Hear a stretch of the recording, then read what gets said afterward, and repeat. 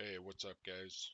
Um, I wanted to make a quick guide on UE multi-shot with Captain Crimson, right? So I see a lot of people using evasive fire and focus and restraint, and I get it. I mean, I did that for a while, but it's really unnecessary um, with the proper setup. So I figured I'd, you know, make this as quick as I could, but get it out there as, a super simple, you know, build that you can use to just chill and farm without, worrying about the cadence of focus and restraint and whatnot slowing you down. Another key thing to consider about this is when you're using Squirt's necklace, which is what we'll be using. Don't let it slow you down at all. Right? The whole point of a farming build is speed. So if you're worried about the uptime, and I'm not saying, stand in everything. Obviously, don't do that. But you know, there are certain bugs in the game right now that are gonna drop your squirts buff. It's just the way it is, and it's pretty unavoidable. So, bottom line, just you know, go through and do your speed run as you normally would, right? Dodging the things you need to dodge and not worrying about whether your squirts buff is up or not, because I noticed at first that's what I was doing. I was trying to keep it up 100% of the time, and it was just slowing me down, you know, because there's some things that are just unavoidable, and they're going to drop the buff, like I said. So don't worry about that too much. But here's the build. It's just your standard fire, and you're replacing evasive fire with marked for death contagion.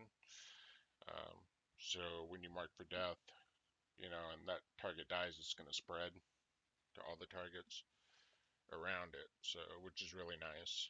You're not going to really need this for Torment 16. Well, depending on your power curve, right? Everyone's at a different spot um, in their Paragon and their gear, and how they're doing things. So that'll depend whether you need it, but it's there. And you, like I said, you don't need evasive fire and focus and restraint anyway, so you may as well have a damage boost. Prep, invigoration. I have seen a lot of demon hunters like just vaulting around and vaulting around in between density and whatnot, and then just not recovering their discipline. So they're not getting the max damage they should out of the UE set. So just make sure, when you get around 50 50% or so on your discipline, that you're hitting it to top it off, keep your max damage going. If you're not vaulting that much, then you can use it a little more often, say to get to 75%, and then just pop it, just stay topped off or whatever. Wolf Companion, if you're pushing, you could switch to Boar, but I don't even think that's necessary. With Captain Crimson's, it really provides a lot of toughness, and so I think having a couple of damage multipliers here is a really good thing, right? Especially on single target. Vault Tumble, standard. Reduce the cost on vault because you'll be vaulting a lot. Vengeance, go with the Seethe rune.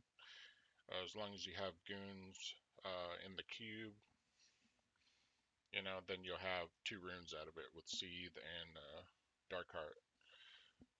So you'll get constant, influx of hatred as well as the toughness from Darkheart. So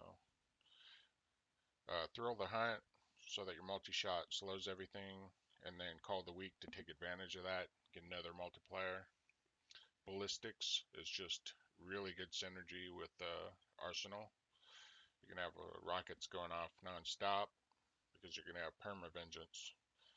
Um, even with with this setup, even without rolling for cooldown, you're going to have the 33% cooldown. So it's, yeah, really good.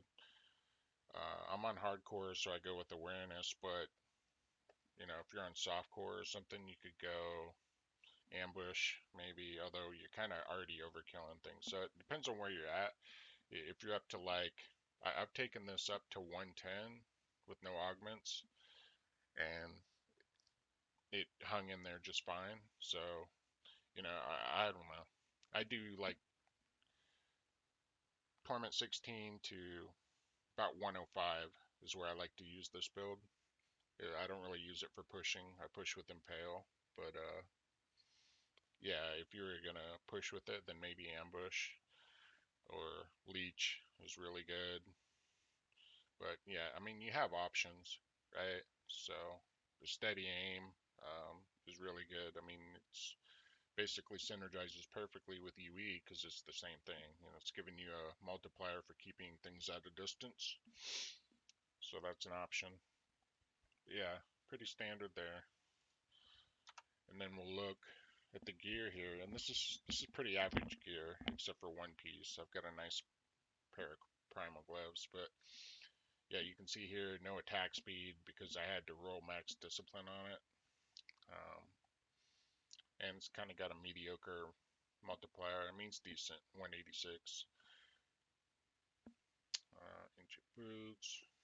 This you can see I had to roll max discipline, so I couldn't roll off the socket. So I'm just getting a little extra dex out of it, but I'm kind of losing out on either multi-shot damage or um, area damage. So, an elusive ring and Stone of Jordan. Those are the rings that I'm using for this because you don't need focus and restraint. Like it really just kind of slows you down in a build that's meant for speed, right? So you get more toughness out of elusive ring as long as it rolls decently. Like this is a decently rolled ring. I just rolled off the dexterity for some crit damage or crit hit damage, and the Stone of Jordan gives you max discipline, which adds to your damage by quite a bit. Um, you know, if you look at your set bonus for this, 350% increased damage for every point of discipline you have, right? So, you know, that's adding 10 right there. And you're getting, you know, the fire multiplier damage against elites, which is great. Two-piece Captain Crimson here. One thing that I'm seeing some people not realize is they think that, you know, it's going to boost their damage by quite a bit, but actually the damage that you get from stacking cooldown is really negligible. Like it's just not even worth it. The thing that you're getting most out of this is toughness by, you know, stacking resource costs. Like if you look here on my shoulders, I rolled for resource cost. I'm wearing a topaz in my helm for resource cost. It's helping a lot, right? For toughness, and also just because, you know, we're not running a builder here. So Nems, obvious choice, you know, for speed runs, just bringing out elites and whatnot. Try to get them with a fire, crit, and life per hit if you can. It's a good place to pick up life per hit. It's usually hard to, you know, find it anywhere else that you can actually utilize it. I use diamonds just because I do like to take this up a little bit higher um, for GRs and whatnot, but you know, you could get away with emeralds for sure. And then Squirt's necklace, right? That's a big part of this build right here. Is you'll have this up most of the time. Like there are a few effects that are known and bugged that are gonna drop it, like Blighter, like the poison from the accursed mobs, things like that. Tethys, what's her name? Tethys. Yeah, her black rune circles. Yeah, I mean, with that you actually have, you know, like a second or so to get out of it before it detonates, so it doesn't bring it down instantly. But yeah, there are things that are going to drop it that are kind of out of your hands. So just keep that in mind, but don't focus on too much because there's nothing you can do about it. right? Just dodge the things you need to dodge. Yeah. So there's the gear. Sheet damage, it looks really low, 1.5. Now granted, I'm not ogged, but it still looks pretty low. Thing about it is, and a lot, I don't know about a lot, but I've noticed some people just don't know that you can actually check this against your real damage, right? So if you look here, fire damage increase, it's 2.1 as opposed to 1577. So quite a bit different there. You can see your cooldowns 33.74, just right since you got Dawn in the cube. You're gonna have perma vengeance. Um, area damage pretty standard. Don't have attack speed on the weapon, is what it is. Get it if you can get it, but toughness though, 212 just standing here. Pop vengeance, it goes up to 420, about 425, right? Billion, pretty good. And then if you pop your elusive ring, which you're going to be vaulting a lot, you can see it goes up to about 893 billion. So really good toughness out of this build. Really hard to die actually. So the biggest challenge is just keeping the mobs at bay. Keeping them at a distance, because that's where your damage is going to come from with your set, your Zais, all that stuff, right? Your passives.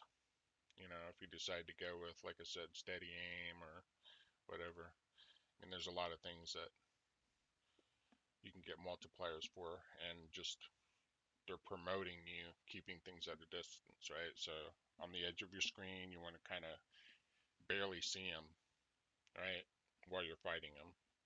Now in Torment 16, like, you're basically just vaulting through and just one-shotting everything. So that is what it is. But as you get, if you take it a little bit higher, and this build is certainly capable of that.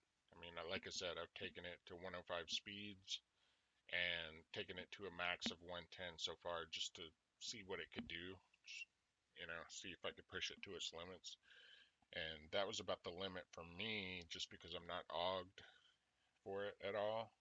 And this is just kind of my farming build. I push with impale, so is what it is. But yeah, I'll roll some gameplay footage, and I think it was around a minute and a half for the run or whatever. Super chill, man. You guys will love this build. If you're new to playing Demon Hunter or whatever, you need a farm tune, right? Because this can easily keep up with Wave of Light Monk for the most part, right? Like, I've seen some crazy 30-second,